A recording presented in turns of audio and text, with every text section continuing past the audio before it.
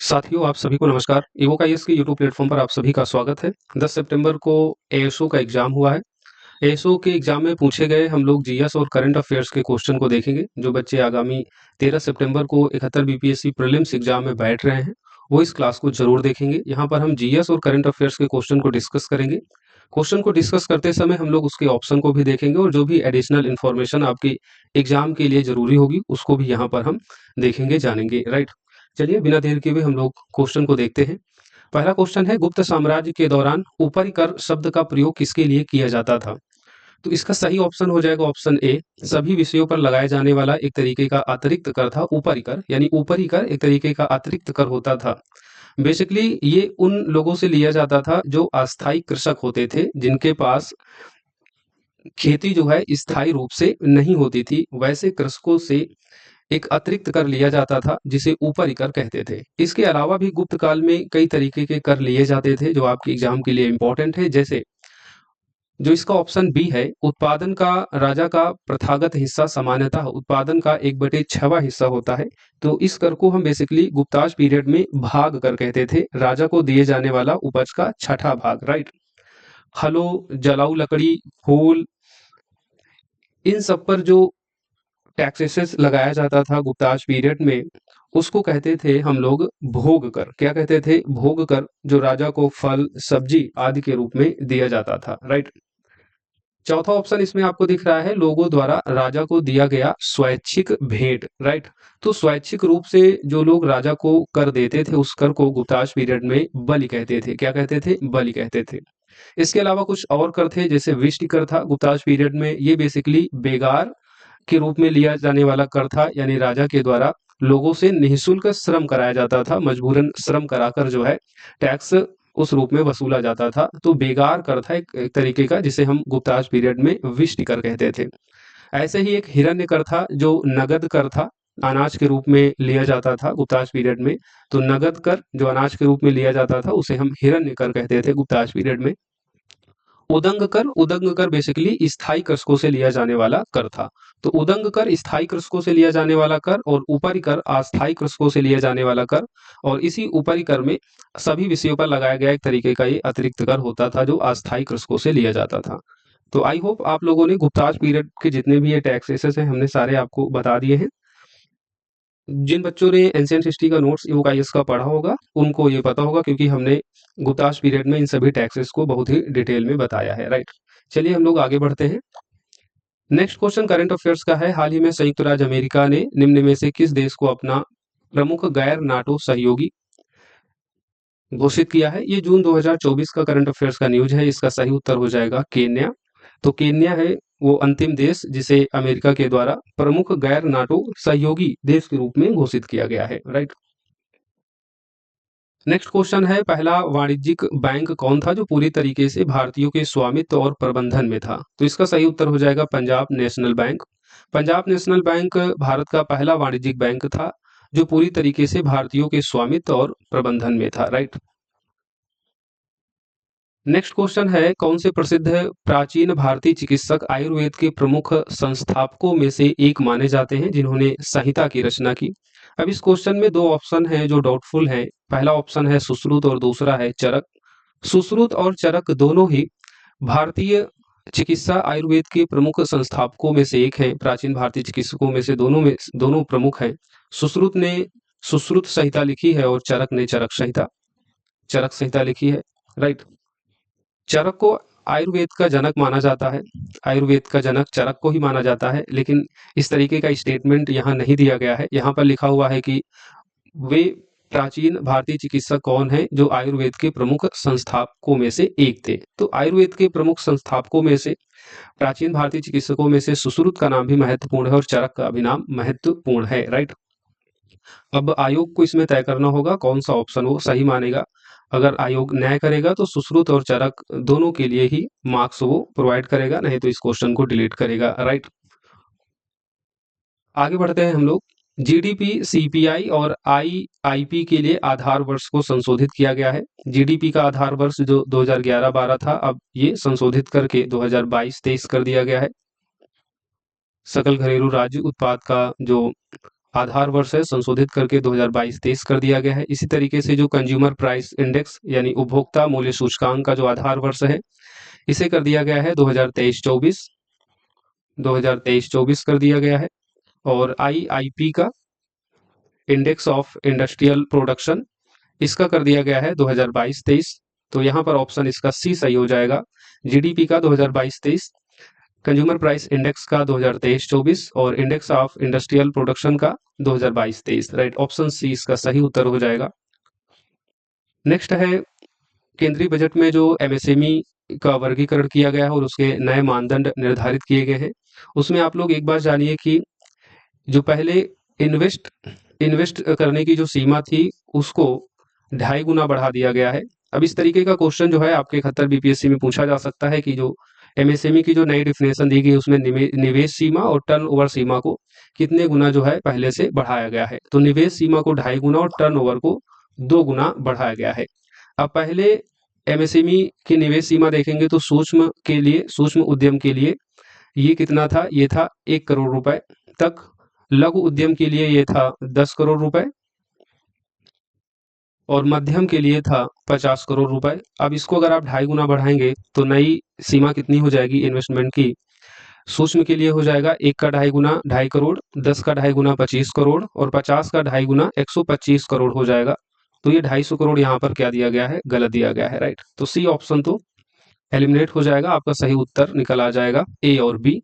उसी तरीके से टर्नओवर की अगर आप पहले की सीमा देखेंगे तो 5 करोड़ था सूक्ष्म उद्यम के लिए, 50 करोड़ था लघु उद्यम की टर्न सीमा और मध्यम उद्यम की जो टर्नओवर सीमा थी पहले वो थी 250 करोड़ रुपए। अब ये बढ़कर 2 गुना हो गई है। तो सूक्ष्म के लिए 5 से बढ़कर 2 गुना करेंगे तो ये 10 करोड़, 50 का 2 गुना 100 करोड़ और मध्यम का जो 250 करोड़ था 2 गुना होके 500 करोड़ हो गया। तो टर्नओवर सीमा तो तीनों की सही लिखी हुई है, लेकिन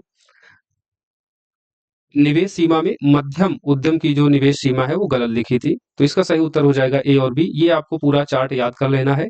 निवेश सीमा में 2.5 गुना और टर्नओवर सीमा में 2 गुना की बढ़ोतरी की गई है, इस बात को भी याद रखिएगा। चलिए नेक्स्ट क्वेश्चन देखते हैं। बिहार में मौर्य काल के बारे में आपको बताना है, कुछ स्टेटमेंट दिए गए हैं। चंद्रगुप्त मौर्य ने नंदवंश को उखाड़ फेंककर मौर्य साम्राज्य की स्थापना की। सही उत्तर है, चंद्रगुप्त मौर्य ने चाणक्य की मदद से नंदवंश के अंतिम शासक घनानंद को हराकर मौर्य डायनेस्टी को स्टैब्लिश किया था। सही स्टेटमेंट है। दूसरा कथन है अशोक के शिलालेख जो बिहार में व्यापक रूप से पाए जाते हैं अहिंसा और सहिष्णुता पर आधारित धम्म की नीति को बढ़ावा देते हैं। बिल्कुल सही कथन है। अब यहाँ पर व्यापक शब्द को लेकर आपको कंफ्यूज नहीं होना है, क्योंकि यहाँ पर एग्जामिनर ने स्टेटमेंट के पहले पहलू में इस बात को मेंशन कर दिया है कि अशोक के शिलालेख जो बिहार में व्यापक रूप से पाए जाते हैं, बिहार में जो भी मौजूद शिलालेख हैं, अब उन शिलालेखों का जो दूसरा पहलू है उसके संबंध में स्टेटमेंट आगे का सही है या नहीं है, ये एग्जामिनर आपसे पूछना चाह रहा है। राइट, तो आगे का स्टेटमेंट जो है वो अहिंसा और सहिष्णुता पर आधारित धम्म की नीति को बढ़ावा देते थे जो भी अशोक के शिलालेख बिहार में पाए जाते हैं। तो सही है, जो भी शिलालेख उत्कीर्ण कराए जाते थे उसमें जो भी अशोक के दिशा निर्देश होते थे उनका एक बड़ा उद्देश्य था अशोक की धम्म नीति को बढ़ावा देना। राइट, तो दूसरा कथन सही है, इसमें आपको कंफ्यूज नहीं होना है। एग्जामिनर यहाँ पर आपसे ये नहीं पूछ रहा है कि अशोक के शिलालेख बिहार में व्यापक रूप से पाए जाते हैं या नहीं। एग्जामिनर मेंशन कर रहा है कि अशोक के शिलालेख जो बिहार में व्यापक रूप से पाए जाते हैं उन शिलालेखों का उद्देश्य क्या था बेसिकली। राइट, तो उन उद्देश्यों में से एक उद्देश्य यह भी था अहिंसा और सहिष्णुता पर आधारित जो अशोक की धम्म नीति थी उसको बढ़ावा देना, तो वो बढ़ावा देते थे। ये सही बात है, तो ये कथन सही हो जाएगा। एक यूनानी राजदूत मेगस्थनीज बिंदुसार के शासनकाल के दौरान पाटलिपुत्र का दौरा किया था। ये गलत है, क्योंकि चंद्रगुप्त मौर्य का जब शासन था तब मेगस्थनीज जो सेलुकस का राजदूत था वो बेसिकली जो है आया था। तो ये स्टेटमेंट आपका गलत हो जाता है। तीसरा स्टेटमेंट गलत है, तो सही उत्तर पूछा जा रहा है कि कितने कथन सही हैं, तो पहला कथन सही है, दूसरा सही है, तो उत्तर हो जाएगा इसमें ए। राइट, केवल 1 और 2। नेक्स्ट क्वेश्चन है वायुमंडल में हमेशा होता है, वायुमंडल में वायु भी होती है, ऑक्सीजन भी होती है, धूल के कण भी होते हैं, तो सही उत्तर हो जाएगा इसका उपयुक्त सभी। म्यूल हंटर एआई की शुरुआत किसके द्वारा की गई है। म्यूल हंटर एआई की शुरुआत जो है बेसिकली आरबीआई के द्वारा की गई है, रिजर्व बैंक ऑफ इंडिया के द्वारा की गई है। रिजर्व बैंक ऑफ इंडिया के द्वारा म्यूल हंटर एआई की शुरुआत की गई। इसका उद्देश्य क्या है, डिजिटल धोखाधड़ी को कम करना। उद्देश्य को याद रखना, बीपीएससी में स्टेटमेंट बना के क्वेश्चन पूछे जा सकते हैं। बेसिकली जो वित्तीय धोखाधड़ी से चल रहे जो बैंक अकाउंट हैं उनकी पहचान की जाएगी इसके तहत। नेक्स्ट क्वेश्चन है, हड़प्पा सभ्यता के संदर्भ में आपको बताना है कौन से कथन सही हैं। हड़प्पा लिपि मिस्र और मेसोपोटामिया लिपि की सटीक प्रतिकृति थी जो उनके सांस्कृतिक संबंधों को इंगित करती है। सटीक प्रतिकृति हो ही नहीं सकती है क्योंकि अभी भी हड़प्पा लिपि को जो है ठीक से पढ़ा नहीं जा सका है, समझा नहीं जा सका है, एक भाव चित्रात्मक लिपि है। तो ऐसे में कहना ये सटीक प्रतिकृति है, ये गलत होगा, राइट। इस पर अभी हाल ही में चर्चा में भी ये रहा था। नेक्स्ट था, सभ्यता भर में मानक बांट और मापों का उपयोग हड़प्पा संस्कृत की एकरूपता का प्रतिनिधित्व करता है। ये सही है, जो भी बांट थे वो 16 के गुणज में होते थे, तो ये स्टेटमेंट सही है। सभ्यता भर में मानक बांट और मापों का जो उपयोग था हड़प्पा संस्कृत की एकरूपता का प्रतिनिधित्व करता था। हड़प्पा के मिट्टी के बर्तन ज्यादातर हाथ से बने होते थे क्योंकि कुम्हार चाक से अनजान थे। ये गलत है, चाक से अनजान नहीं थे, चाक के बारे में उनको जानकारी थी। तो तीसरा स्टेटमेंट गलत है, पहला गलत है। पूछ रहा है कि दिए गए कथन में से कितने कथन सही हैं। अब यहाँ पर आपको थोड़ा सा ध्यान देना है, इसमें भी कई सारे बच्चों ने सिली मिस्टेक किया होगा और आपको 71 बीपीएससी प्रीलिम्स एग्जाम देने वाले विद्यार्थियों को ध्यान से क्वेश्चन को पढ़ना है कि ऑप्शन निर्देश क्या कह रहा है क्वेश्चन का, कितने कथन सही हैं या उपयुक्त में दिए गए कथनों में से कितने सही हैं, राइट, कितने कथन सही हैं। तो इसमें कौन सा कथन सही है ये नहीं पूछ रहा है। अगर ये कहता कि कौन सा कथन सही है तो केवल 2 कथन सही है, बाकी के पहले और तीसरे कथन गलत हैं। लेकिन पूछ रहा है कितने कथन सही हैं, तो केवल यहाँ पर दूसरा कथन सही है, बाकी के जो पहले तीसरे हैं ये दोनों कथन गलत हैं। 3 ही कथन थे, 3 में से 2 कथन गलत हैं, केवल 1 कथन सही है, कथन 2। तो इसका सही उत्तर हो जाएगा ऑप्शन बी, केवल 1 कथन सही है, राइट, केवल 1 कथन सही है। तो इस तरीके से आपको सिली मिस्टेक नहीं करना है, क्वेश्चन को ध्यान से पढ़ना है, राइट, कि क्या निर्देश दे रहा है उस क्वेश्चन के संबंध में, उस निर्देश के अनुसार जो है आप अपने ऑप्शन को चूज करेंगे। नेक्स्ट क्वेश्चन है, ऑब्जेक्टिव लेंस की फोकस लंबाई को बढ़ा दिया जाए। अगर हम फोकस लेंस की लंबाई को बढ़ा देते हैं तो सूक्ष्मदर्शी की जो आवर्धन शक्ति होती है, सूक्ष्मदर्शी की जो आवर्धन शक्ति होती है वो कम हो जाती है, लेकिन जो दूरबीन की शक्ति होती है वो बढ़ जाती है, राइट। तो माइक्रोस्कोप की आवर्धन शक्ति कम हो जाती है, बाकी जो दूरबीन होता है उसकी शक्ति बढ़ जाती है अगर हम ऑब्जेक्टिव लेंस की फोकस लंबाई को बढ़ा दें। इसका सही उत्तर हो जाएगा बी, सही उत्तर हो जाएगा इसका बी। नेक्स्ट है, कौन सी रिपोर्ट डब्ल्यूटीओ के द्वारा प्रकाशित नहीं की जाती है। वैश्विक रुझान रिपोर्ट डब्ल्यूटीओ की ही है। विश्व व्यापार सांख्यिकी समीक्षा ये भी डब्ल्यूटीओ की रिपोर्ट है। विश्व निवेश रिपोर्ट ये गलत हो जाता है क्योंकि इसे अंकटाड के द्वारा जारी किया जाता है, राइट। तो डब्ल्यूटीओ की रिपोर्ट नहीं है, इसका सही उत्तर हो जाएगा ऑप्शन सी, विश्व निवेश रिपोर्ट अंकटाड के द्वारा जारी किया जाता है। विश्व व्यापार रिपोर्ट भी डब्ल्यूटीओ की है, राइट। नेक्स्ट क्वेश्चन है, हाल ही में आईएमएफ के विशेष आहरण अधिकार एसडीआर बास्केट में कौन सी मुद्रा जोड़ी गई। एसडीआर में 5 मुद्राएं कुल हैं, इस बात को याद रखना है। एसडीआर में कुल 5 मुद्राएं हैं जिसमें यूरो है, ब्रिटिश पाउंड स्टर्लिंग है, जापानी येन भी है, चीन की मुद्रा रेनमिनबी भी है और डॉलर है। ये 5 मुद्राएं जो हैं एसडीआर बास्केट में शामिल हैं।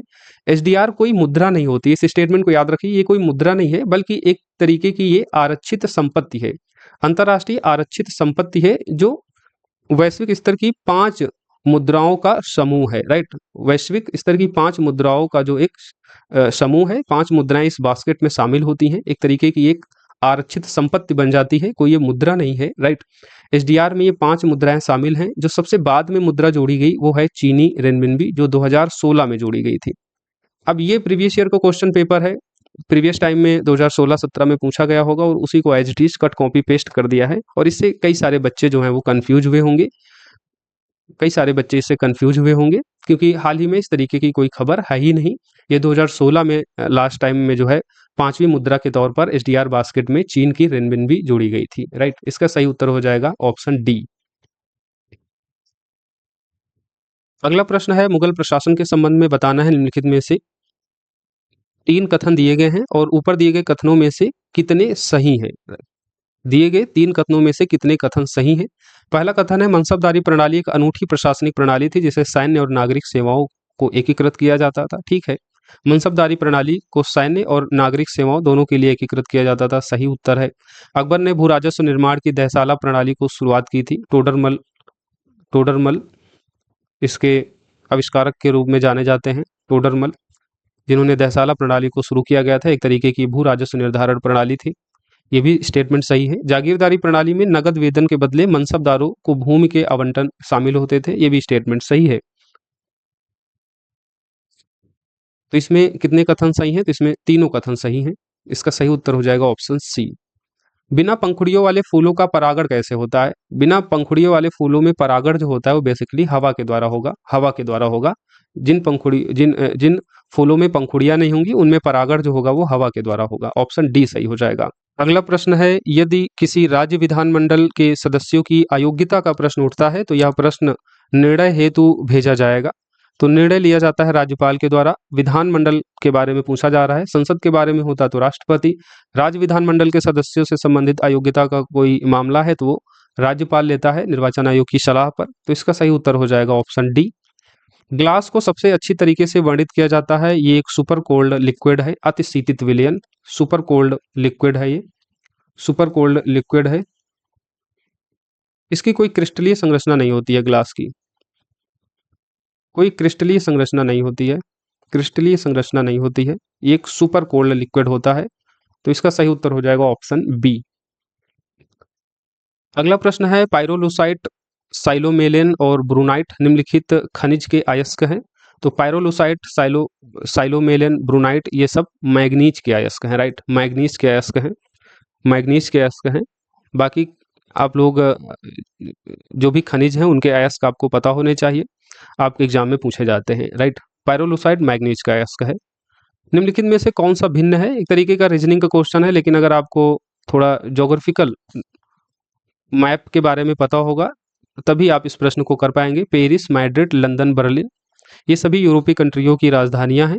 इसमें सही उत्तर हो जाएगा लंदन, क्योंकि जितनी भी अन्य राजधानियां हैं जैसे पेरिस जो फ्रांस की कैपिटल है, मैड्रिड स्पेन की, बर्लिन जर्मनी की, ये सब मेन लैंड में है। बाकी जो लंदन है जो ब्रिटेन की कैपिटल है, ये एक द्वीपीय राजधानी हो जाती है क्योंकि ये मेन लैंड का हिस्सा नहीं है यूरोपियन कॉन्टिनेंटल में।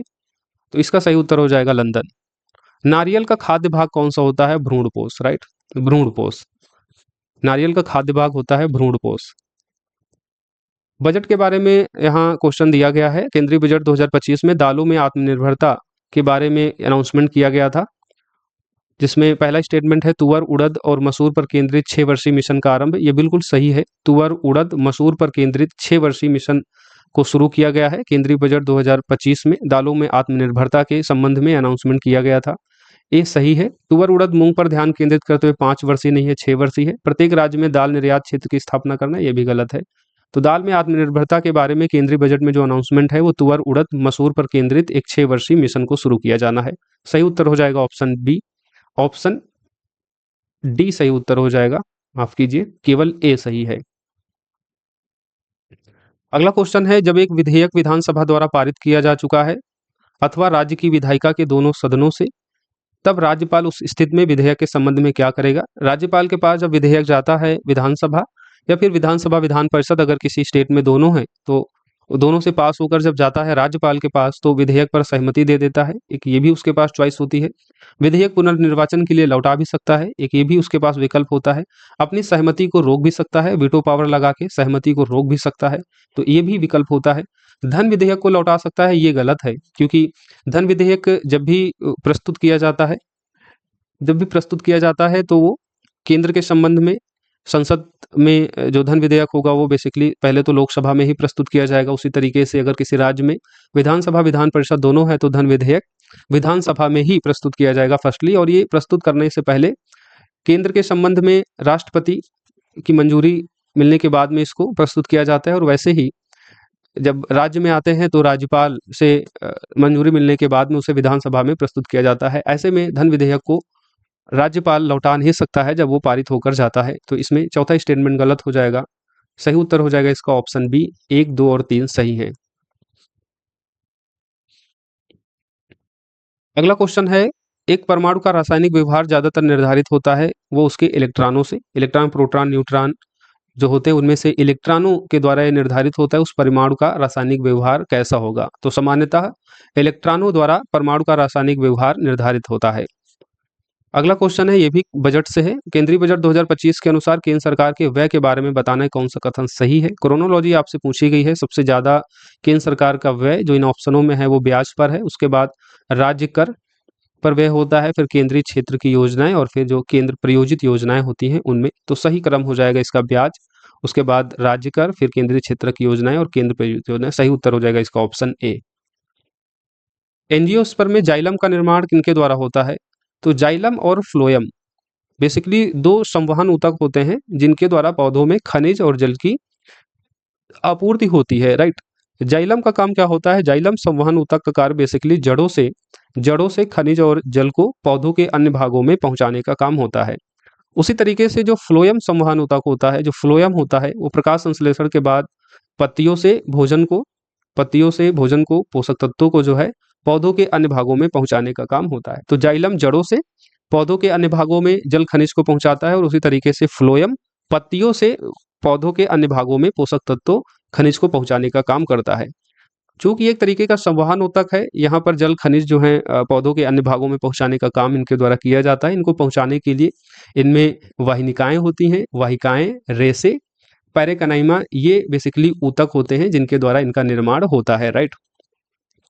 तो ये आपको याद रखना है। जाइलम का निर्माण किनके द्वारा होता है? वाहिकाएं, जाइलम रेसे और जाइलम पैरेन्काइमा, ये सभी इसमें शामिल हैं। इसका सही उत्तर हो जाएगा ऑप्शन सी।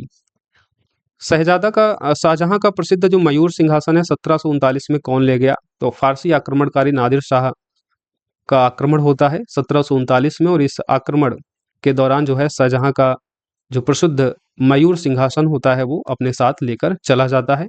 आप लोग कमेंट बॉक्स में बताइए 1739 में जब नादिर शाह का आक्रमण होता है उस समय मुगल सम्राट कौन होता है? मुगल सम्राट कौन होता है? बताइए आप लोग कमेंट बॉक्स में। अगला प्रश्न है, प्रकाश विद्युत चुंबकीय तरंगे होती हैं, यह सिद्धांत किसने दिया? प्रकाश विद्युत चुंबकीय तरंगे होती हैं, सिद्धांत किसने दिया? तो प्रकाश विद्युत चुंबकीय तरंगे होती हैं सिद्धांत दिया था जेम्स क्लार्क मैक्सवेल। मैक्सवेल के द्वारा यह सिद्धांत दिया गया था कि प्रकाश विद्युत चुंबकीय तरंगे होती है। प्रकाश के संबंध में आप जानते हैं प्रकाश की जो प्रकृति होती है वो द्विध्रुवण होती है, यानी प्रकाश कुछ स्थिति में वो तरंग जैसा व्यवहार करता है और कुछ स्थिति में वो कण जैसा व्यवहार करता है, इसलिए प्रकाश की प्रकृति को हम द्विध्रुवण प्रकृति मानते हैं, यानी वो तरंग भी है और कण भी है। अब प्रकाश विद्युत चुंबकीय तरंगे होती हैं, इस संबंध में सिद्धांत दिया था जेम्स क्लार्क मैक्सवेल ने। कुछ इसके जो अन्य ऑप्शन है उनको भी देख लेते हैं। आइजैक न्यूटन ने प्रकाश के संबंध में इस प्रकाश कड़ी का सिद्धांत दिया था, यानी प्रकाश के कणों के संबंध में सिद्धांत दिया था आइजैक न्यूटन ने प्रकाश कड़िका का सिद्धांत दिया। दूसरा ऑप्शन जो आरस्टेड देख रहे हैं, आरस्टेड बेसिकली इन्होंने अगर इनके आप प्रयोग को देखेंगे, सिद्धांत को देखेंगे तो इनको प्रयोगों से पता चलता है कि जब चालक में कोई धारा नहीं बहती है, यानी एक चालक है उसमें अगर कोई धारा नहीं बह रही है तो उस चालक में कोई चुंबकीय क्षेत्र भी उत्पन्न नहीं होता है।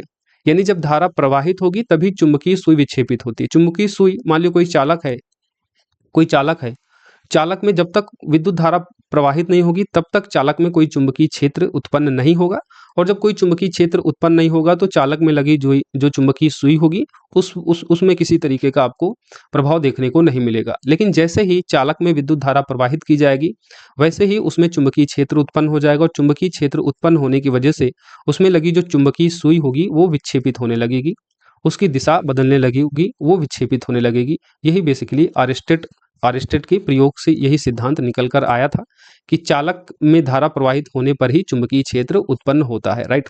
और चुंबकीय क्षेत्र जब उत्पन्न होगा तो चुंबकीय जो सुई है वो विक्षेपित होगी। माइकल फैराडे ने विद्युत चुंबकीय प्रेरण का सिद्धांत दिया। माइकल फैराडे ने विद्युत चुंबकीय प्रेरण का सिद्धांत दिया था। माइकल फैराडे ने ही डायनेमो का आविष्कार भी किया था। तो ये कुछ ऑप्शन है जहां से प्रश्न पूछे जाते हैं, इतनी बातें आपको पता होनी चाहिए। बाकी 58 नंबर का क्वेश्चन जो है, प्रकाश विद्युत चुंबकीय तरंगे होती हैं, किसने सिद्धांत दिया? तो जेम्स क्लार्क मैक्सवेल ने। नेक्स्ट क्वेश्चन है, पौधों में शीर्षस्थ प्रभुत्व के संबंध में निम्नलिखित में कौन सा सिद्धांत सही है? अब पौधों में शीर्षस्थ प्रभुत्व होता क्या है इसके बारे में पहले जान लीजिए।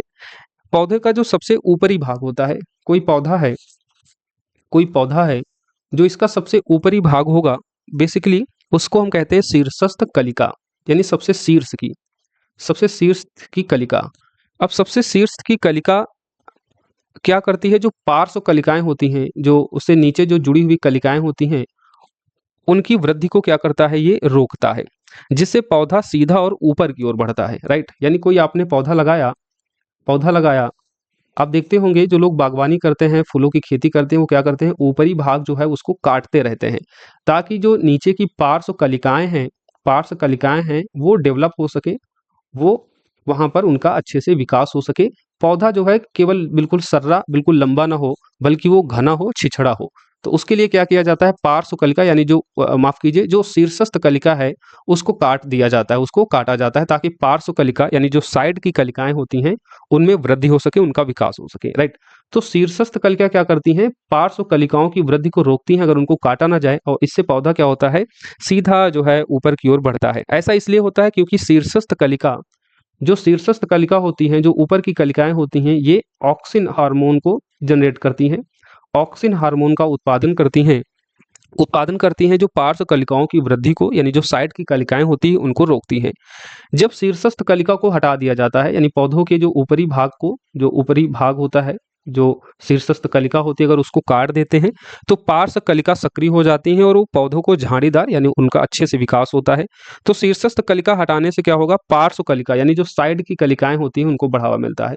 तो इस तरीके के क्वेश्चन को आप कॉमन सेंस से भी हल कर सकते हैं, थोड़ा सा ऑप्शन पढ़ेंगे। अगर आप पौधारोपण करते हैं, घर में गमलों में अगर पौधे लगाते हैं, तो आप इस तरीके के क्वेश्चन को जरूर सही कर पाएंगे कि जो शीर्षस्थ कलिकाएं होंगी, अगर उनको हम हटा देते हैं, काट देते हैं, तो जो साइड की कलिकाएं, पार्श्व कलिकाएं होती हैं, उनकी वृद्धि को बढ़ावा मिलता है। इसका सही उत्तर हो जाएगा ए, राइट। इसका सही उत्तर हो जाएगा ए।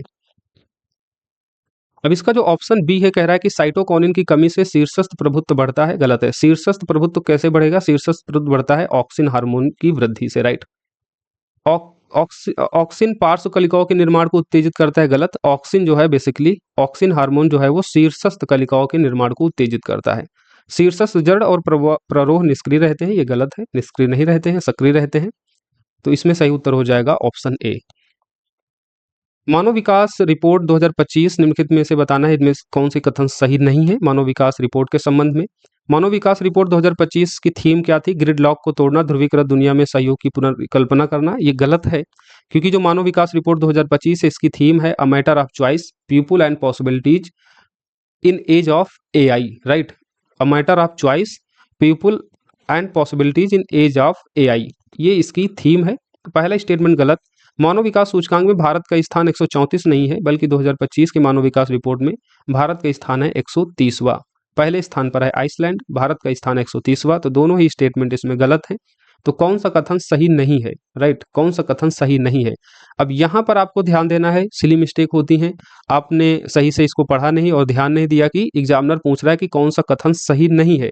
और अगर आपने जरा सा पढ़ने में गलती की, तो आपको पता है कि दोनों कथन जो हैं वो गलत हैं। तो आप क्या कर देंगे, ना तो एक सही है ना तो दो सही है। सही पूछ ही नहीं रहा है, आपसे पूछ रहा है सही नहीं है, तो दोनों कथन सही नहीं है, ए और बी दोनों, राइट, ए और बी दोनों। और मुझे लगता है कि कई सारे बच्चों ने इस तरीके की सिली मिस्टेक जरूर की होगी। तो आपको 71 बीपीएससी में इससे बचना है। पूछ रहा है कौन सा कथन सही नहीं है, तो ए और बी दोनों कथन सही नहीं है। निम्नलिखित में कौन सा पदार्थ लौह चुंबकी है। लौह चुंबकी में लोहा, कोबाल्ट, निकल और इनके बने जो मिश्र धातु हैं सभी लौह चुंबकी होते हैं। तो लोहा, कोबाल्ट, निकल में निकल यहाँ पर दिया गया है। इसका सही उत्तर हो जाएगा ऑप्शन ए, निकल लौह चुंबकी होता है। एक संसद सदस्य नहीं पूछ सकता है, तारांकिक प्रश्न पूछ सकता है, अल्प सूचना पर प्रश्न पूछ सकता है, पूरक प्रश्न पूछ सकता है। जो प्रश्न न्यायालय में विचाराधीन है उस पर जो है संसद में चर्चा नहीं होती है, उस पर संसद में चर्चा नहीं होती है। अनुच्छेद 121 ये प्रावधान करता है कि संसद में, न्यायालय में कोई मामला विचाराधीन है उस पर चर्चा नहीं होगी। और न्यायालय में भी संसद के जो मामले होते हैं, जो जो चल रहे होते हैं, उन पर किसी तरीके का वहां पर विचार विमर्श नहीं होता है। तो संसद के विचाराधीन मामलों पर न्यायालय में चर्चा नहीं होती है, वो आर्टिकल 122 है। और न्यायालय में विचाराधीन मामलों पर संसद में चर्चा नहीं होती है, आर्टिकल 121 के तहत। तो एक संसद सदस्य नहीं पूछ सकता है जो प्रश्न न्यायालय में अभी विचाराधीन है। सही उत्तर हो जाएगा ऑप्शन बी। अगला प्रश्न है, आपको यहाँ पर सुमेलित करना है, ऊर्ध्वपातन, आसवन, वाष्पीकरण, निस्पंदन, सघनन से क्या मतलब है। तो ऊर्ध्वपातन का मतलब आप जानते हैं, कोई पदार्थ जब ठोस से बिना द्रव में बदले हुए सीधे गैस में बदल जाता है, जैसे कपूर वगैरह आप देखते हैं, नेफ्थलीन हो गया, ये सब ऊर्ध्वपातन के उदाहरण हैं। जो ठोस पदार्थ होता है बिना द्रव में बदले सीधे गैस अवस्था में बदल जाता है। तो पहले का आप दूसरे से मिलाइए, मुझे लगता है कि एलिमिनेट हो जा रहे हैं तीनों ही ऑप्शन, केवल इसमें सी ऑप्शन है जो पहले को 2 से सुमेलित कर रहा है। तो इस तरीके से आपको एलिमिनेशन लगा के भी प्रश्नों को सॉल्व करना होता है, इससे आपका समय बचता है। अब अगर आप इस पर कॉन्फिडेंट हैं तो आप सी लगाकर जो है आगे बढ़ सकते हैं, पूरा पढ़ने की आवश्यकता नहीं है, राइट। बी का पहले से हो जाएगा। आसवन का मतलब होता है क्वथनांक के आधार पर पृथक्करण। वाष्पीकरण का मतलब होगा क्वथनांक से नीचे तरल का गैस में बदलना, तरल का गैस में बदलना वाष्पीकरण हो गया। निस्पंदन, तरल से ठोस का पृथक्करण निस्पंदन हो गया। संघनन का मतलब गैस से तरल, राइट। तो इसका सही उत्तर हो जाएगा ऑप्शन सी। निम्नलिखित में कौन सा जलवायु क्षेत्र 40 डिग्री से 60 डिग्री अक्षांश के आसपास होता है? तो उष्णकटिबंधीय क्षेत्र आप जानते हैं 23 डिग्री उत्तरी अक्षांश से लेकर 23 डिग्री दक्षिणी अक्षांश तक, यानी कर्क रेखा से लेकर मकर रेखा के बीच का जो क्षेत्र होता है जहां पर सूर्य लंबवत रूप से चमकता है, वो उष्णकटिबंधीय क्षेत्र होता है। नेक्स्ट है आर्कटिक क्षेत्र। आर्कटिक क्षेत्र 66.5 डिग्री से ऊपर का जो क्षेत्र होता है, 66.5 डिग्री से 90 डिग्री उत्तरी और दक्षिणी अक्षांश दोनों ही स्थिति में वो आर्कटिक क्षेत्र है। उपोष्ण कटिबंधीय क्षेत्र जो होता है वो कर्क रेखा से लेकर, यानी 23.5 डिग्री कर्क रेखा उत्तरी अक्षांश में, और दक्षिणी अक्षांश में 23.5 डिग्री जो मकर रेखा होती है, यहाँ से ऊपर की तरफ 35 डिग्री या 40 डिग्री अक्षांश तक जाएंगे तो उत्तरी और दक्षिणी दोनों अक्षांशों में 23.5 डिग्री से लेकर 35 डिग्री 40 डिग्री तक उपोष्ण कटिबंधीय क्षेत्र होता है। शीतोष्ण कटिबंधीय क्षेत्र इसका सही जवाब होगा। शीतोष्ण कटिबंधीय क्षेत्र का जो अक्षांशीय स्थिति है वो उत्तर दक्षिण दोनों ही गोलार्धों में 23.5 डिग्री अक्षांश से लेकर 66.5 डिग्री अक्षांश तक होती है। 66.5 डिग्री ये बेसिकली 40 डिग्री से 60 डिग्री के बीच का जो अक्षांशीय स्थिति इसी के अंतर्गत आ जाता है। तो इसका सही उत्तर हो जाएगा शीतोष्ण कटिबंधीय क्षेत्र में आपको 40 डिग्री से 60 डिग्री अक्षांश की स्थिति देखने को मिलेगी। नेक्स्ट क्वेश्चन है विजयनगर साम्राज्य के संदर्भ में आपको बताना है कितने कथन सही हैं। विजयनगर साम्राज्य की स्थापना हरिहर प्रथम और बुक्का प्रथम ने की थी, सही है। तुलु वंश का महानतम शासक कृष्णदेव राय था जिसने अमुक्त माल्यद की रचना की थी, ये भी सही स्टेटमेंट है। विजयनगर की राजधानी हम्पी जो तुंगभद्रा नदी के किनारे है, तुंगभद्रा नदी के तट पर है। तालीकोटा या जिसे हम राक्षस तांगड़ी का युद्ध कहते हैं 1565 ईस्वी में हुआ था। इस युद्ध में जो है विजयनगर की राजधानी हम्पी को लूट लिया गया था, ये भी सही है। तो इसका सही उत्तर हो जाएगा, कितने कथन सही हैं? तो तीनों कथन सही हैं, सही उत्तर ऑप्शन सी हो जाएगा। नेक्स्ट क्वेश्चन है एशियाई आपदा तैयारी केंद्र की अध्यक्षता 2024-25 के लिए किस देश ने संभाली है? तो भारत ने एशियाई आपदा केंद्र की अध्यक्षता 2024-25 के लिए संभाली है। अगला प्रश्न है भारतीय राष्ट्रीय हल्दी बोर्ड का मुख्यालय कहाँ है? तो ये निजामाबाद तेलंगाना, राइट। ये शहर का नाम आपको याद रखना है, निजामाबाद। तेलंगाना के निजामाबाद में भारतीय राष्ट्रीय हल्दी बोर्ड का हेडक्वार्टर बनाया गया।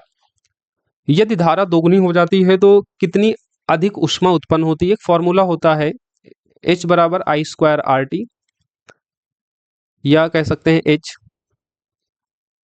अनुक्रमानुपाती होता है I² के। H जहां ऊष्मा है, I जहां धारा है। अब धारा को अगर आप दोगुना कर देते हैं, I से 2I कर देते हैं और इसका होल स्क्वायर करेंगे तो ऊष्मा में क्या परिवर्तन होगा? ऊष्मा बेसिकली ये 4 गुना हो जाएगी, राइट, 4 गुना हो जाएगी। तो इसका सही उत्तर हो जाएगा धारा दुगनी करने पर कितनी अधिक ऊष्मा उत्पन्न होगी? तो मूल राशि का 4 गुना, उत्तर हो जाएगा डी। कुंवर सिंह ने किस भारतीय कप्तान के खिलाफ अंतिम युद्ध लड़ा था 1857 की क्रांति में? जगदीशपुर के जमींदार वीर कुंवर सिंह ने अंतिम लड़ाई जो है वो कप्तान ले ग्रैंड के साथ लड़ी थी, ले ग्रैंड के साथ लड़ी थी और इस अंतिम लड़ाई में वो घायल हो गए थे। घायल हो गए तो उसके बाद 26 अप्रैल 1858 में उनकी मृत्यु हो गई थी। आसान सा क्वेश्चन है, जिन बच्चों ने बिहार के आधुनिक इतिहास में 1857 की क्रांति की घटना को पढ़ा होगा उन्होंने इसको जरूर पढ़ा होगा, राइट। सही उत्तर है ऑप्शन डी। ले ग्रैंड से जगदीशपुर के जमींदार कुंवर सिंह ने 1857 की क्रांति के दौरान अंतिम लड़ाई लड़ी थी। बढ़ती आवृत्ति के संदर्भ में बताना है चुंबकीय वर्णक्रम का सही क्रम क्या होगा? तो चुंबकीय जो तरंगे होती हैं अगर आप आवृत्ति के अनुसार देखेंगे तो उसमें आरोही क्रम में सबसे ज़्यादा जो है वो गामा में, उसके बाद एक्स, फिर अल्ट्रावायलेट पराबैंगनी, फिर विजुअल यानी दृश्य विकिरण, इंफ्रारेड अवरक्त और रेडियो तरंगे, राइट। इसका सही उत्तर है option C, gamma, ultraviolet, visual, infrared और रेडियो, राइट। एक चीज याद रखना, जो तरंग होता है वो व्युत्क्रमानुपाती होता है तरंग दैर्ध्य का, यानी जिन तरंगों की तरंग दैर्ध्य अधिक होगी उनकी आवृत्ति उतनी ही कम होगी, राइट। तो अगर यहाँ पर तरंग दैर्ध्य के संबंध में पूछता तो ये अपोजिट हो जाता, बिल्कुल ये बिल्कुल अपोजिट हो जाता, क्योंकि तरंग दैर्ध्य इसकी जितनी ज्यादा होगी उसकी आवृत्ति उतनी कम हो जाएगी, जिसकी आवृत्ति अधिक होगी उसकी उतनी तरंग दैर्ध्य कम हो जाएगी, राइट। यहाँ पर आवृत्ति के संबंध में पूछ रहा है तो आवृत्ति के संदर्भ में आपको याद रखना है गामा किरण की आवृत्ति सबसे ज्यादा होती है, फिर उसके बाद एक्स किरण की, फिर अल्ट्रावायलेट पराबैंगनी की, फिर दृश्य विकिरण की, फिर अवरक्त की और फिर रेडियो तरंगों की, राइट। सही उत्तर हो जाएगा इसका ऑप्शन सी सही। नेक्स्ट क्वेश्चन है किसी एक न्यायाधीश को एक से दूसरे उच्च न्यायालय में स्थानांतरित करने की शक्ति किसके पास होती है? तो ये होती है राष्ट्रपति के पास में। किसी न्यायाधीश को दूसरे उच्च न्यायालय में स्थानांतरित करने की शक्ति होती है राष्ट्रपति के पास में। किसके पास होती है? राष्ट्रपति के पास में। अगर मैं सही यहाँ याद कर पा रहा हूँ तो इसका प्रावधान है अनुच्छेद 222 में। कमेंट बॉक्स में बताइए आप लोग ये किस अनुच्छेद के तहत है।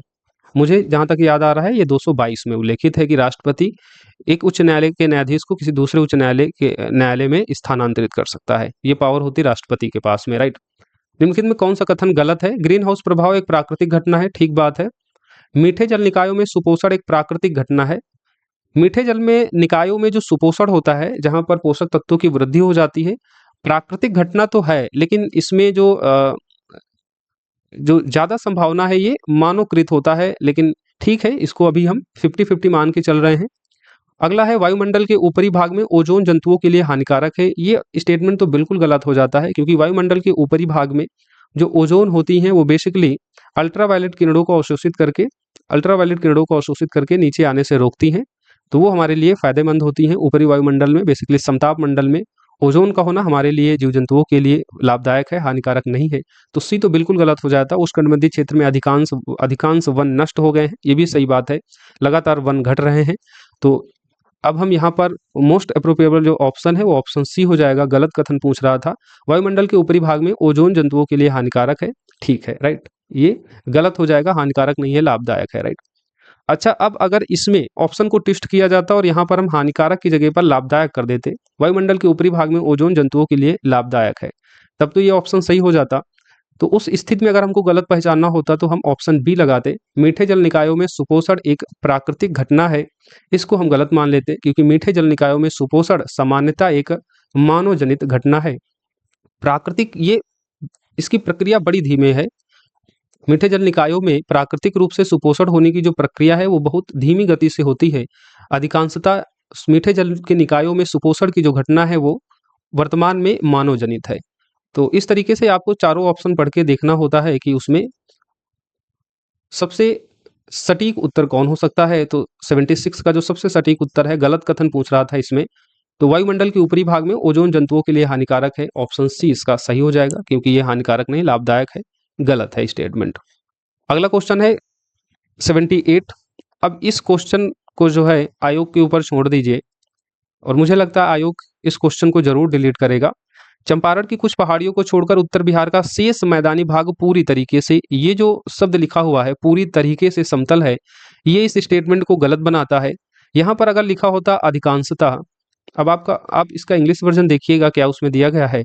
अधिकांशतः दिया होता कि चंपारण की कुछ पहाड़ियां यानी जो सोमेश्वर पहाड़ी है, अगर उनको हम छोड़ देते हैं तो बिहार का शेष मैदानी भाग अधिकांशतः समतल है, लेकिन पूरी तरह नहीं कह सकते हैं, क्योंकि नेपाल की तराई का क्षेत्र है, कई सारे उबड़ खाबड़ वाले क्षेत्र आपको चंपारण की पहाड़ियों के अलावा भी कई क्षेत्र हैं जो उबड़ खाबड़ हैं, ऊपर नीचे हैं।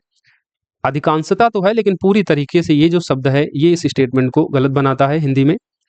उत्तर बिहार का मैदान लगभग 90,000 वर्ग किलोमीटर में फैला हुआ है, और फिर अगला स्टेटमेंट है दक्षिण बिहार का मैदान लगभग 10,568 वर्ग किलोमीटर फैला है। ये दोनों ही स्टेटमेंट गलत हैं। 94,200 किलोमीटर का क्षेत्रफल है। अगर इसको आप डिवाइड करते हैं तो गंगा नदी को आप डिवीजन बेंच के रूप में मानते हैं। गंगा नदी का जो ऊपर का मैदानी भाग है वो लगभग 53,300 वर्ग किलोमीटर है, और जो गंगा नदी का जो नीचे का दक्षिण बिहार का मैदान है वो 40,900 वर्ग किलोमीटर के आसपास है। तो इस स्थिति में दोनों ही स्टेटमेंट गलत हो जाते हैं, और पहला भी स्टेटमेंट जो है वो पूरी तरीके से देकर जो है वो गलत करता है। अभी आयोग को देखते हैं इसमें क्या उत्तर मानता है। फिलहाल इस प्रश्न को जो है आयोग के द्वारा डिलीट करना चाहिए और सभी बच्चों को नंबर देना चाहिए, क्योंकि इन तीनों स्टेटमेंट में कोई भी स्टेटमेंट जो है वो पूरी तरीके से सही नहीं है। अगर पूरी तरह शब्द को हम अधिकांशतः शब्द से रिप्लेस करते हैं तो हम मान सकते हैं कि इसमें केवल पहला कथन सही है, लेकिन जो है उसी को मानकर चलेंगे और ऐसे में आयोग को इस प्रश्न को डिलीट करना चाहिए। राइट। अगला है निम्फ किस कीट की युवावस्था है? तो निम्फ बेसिकली तिलचट्टा की युवावस्था है, तिलचट्टा की। तिलचट्टा में बंद परिसंचरण तंत्र होता है या खुला परिसंचरण तंत्र होता है? आप लोग कमेंट बॉक्स में बताइए। गोगाबिल पक्षी अभ्यारण्य कहाँ है? तो गोगाबिल पक्षी अभ्यारण्य है कटिहार में, कटिहार में है। पूछ रहा है कहाँ नहीं है, तो अन्य जो ऑप्शन है वो क्या हो जाएंगे? वो गलत होंगे। तो इसमें 1, 3, 4 में नहीं है क्योंकि ये कटिहार में है। इसका सही उत्तर हो जाएगा ऑप्शन ए। प्रधानमंत्री जीवन योजना किस मंत्रालय के अंतर्गत आती है? जीवन योजना जैव ईंधन वातावरण अनुकूल फसल अवशेष निवारण योजना। जो फसल के अवशिष्ट होते हैं उनसे बायो एथेनॉल का उत्पादन करना। बायो एथेनॉल का उत्पादन करने के लिए प्रधानमंत्री जीवन योजना को मार्च 2023 में अधिसूचित किया गया था। फिर अगस्त 2024 में इस योजना को मंजूरी दे दी गई है। ये बेसिकली पेट्रोलियम और प्राकृतिक गैस मंत्रालय की योजना है। इसे हाल ही में 2028 से 29 तक इसको बढ़ा भी दिया गया है, तो इस बात को भी याद रखना। प्रधानमंत्री जीवन योजना को हाल ही में 2028 से 29 तक बढ़ा दिया गया है। इसे अधिसूचित किया गया था मार्च 2023 में और इस योजना को मंजूरी मिली थी अगस्त 2024 में। राइट, अगस्त 2024 में।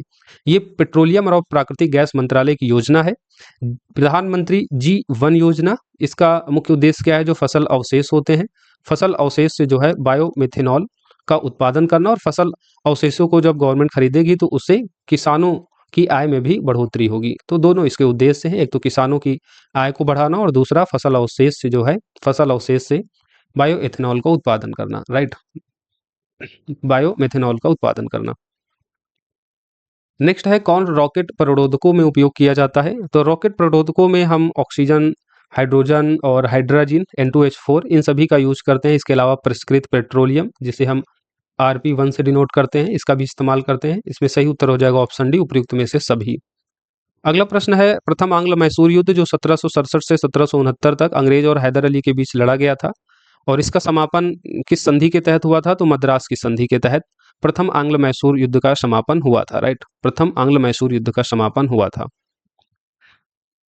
नेक्स्ट क्वेश्चन है क्लोरामिन-टी। क्लोरामिन-टी एक कीटाणुनाशक है, एक कार्बनिक यौगिक होता है जिसका आप केमिकल नेम देखेंगे तो क्लोरोट्राई फेनिल मिथाइल हाइपोक्लोराइट होता है, जो सामान्यतः कीटाणुनाशक होता है। सही उत्तर हो जाएगा ऑप्शन ए। नेक्स्ट क्वेश्चन है निम्नलिखित किस प्रकार की कोशिकाओं में गैप जंक्शन अनुपस्थित होता है? गैप जंक्शन नहीं होता है ये शुक्राणु कोशिकाओं में, बाकी हृदय कोशिकाएं, प्रजनन कोशिकाएं, मस्तिष्क कोशिकाएं, इन सभी में गैप जंक्शन उपस्थित होता है, और शुक्राणु कोशिकाओं में बेसिकली गैप जंक्शन उपस्थित नहीं होता है। इसका सही उत्तर हो जाएगा ऑप्शन बी। नेक्स्ट है 2001 से 2011 की अवधि के दौरान बिहार राज्य के संबंध में बताना है कौन सा कथन सही है?